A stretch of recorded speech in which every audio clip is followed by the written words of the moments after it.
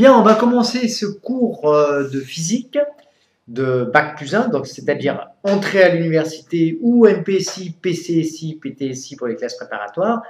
Et on va commencer cette première partie qui concerne les oscillateurs harmoniques. Nous allons voir la définition d'un oscillateur et puis ensuite quelques exercices. Bon courage. Oscillateur harmonique, définition. Première chose, qu'est-ce qu'on appelle le signal, puisque ce que nous voyons actuellement, ça fait partie de la partie signaux. Bien, on appelle signal une grandeur physique dépendant du temps. Un signal périodique est un signal qui se reproduit identique à lui-même au cours du temps. Et le plus fondamental des signaux périodiques est le signal sinusoïdal. Un modèle physique qui produit un signal sinusoïdal est appelé un oscillateur harmonique. L'évolution du système est décrite par une grandeur U de t, solution de l'équation différentielle suivante, U seconde plus oméga 0 carré U égale 0.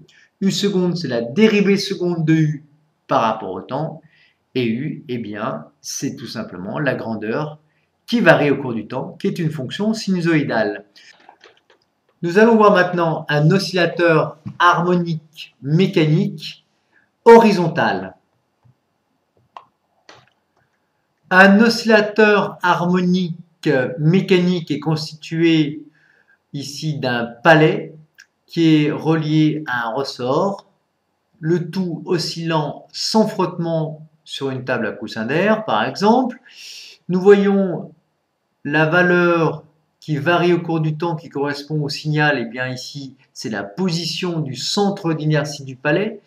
Comment varie cette position? Eh bien, elle varie de façon sinusoïdale. L'équation différentielle est la suivante, x seconde plus k sur m, x égale 0. Nous démontrerons que l'équation vaut effectivement cette expression au cours de cette leçon. Vous verrez au cours de l'année pas uniquement des oscillateurs mécaniques, mais des oscillateurs électriques, notamment les circuits RLC en régime transitoire, qui constituent également un oscillateur harmonique lorsque la résistance dans le circuit électrique est nulle. Nous avons réalisé, grâce à un crocodile physique, un oscillateur harmonique électrique qui est constitué d'une pile de force électromotrice 4 volts, d'un condensateur de capacité 1 farad et d'une bobine d'inductance 1 Henry. Nous avons dans un premier temps chargé le condensateur. La tension à ces bornes vaut à ce moment-là 4 volts. Et maintenant, nous allons ouvrir l'interrupteur qui relie le condensateur au générateur et nous allons observer la tension aux bornes de ce condensateur.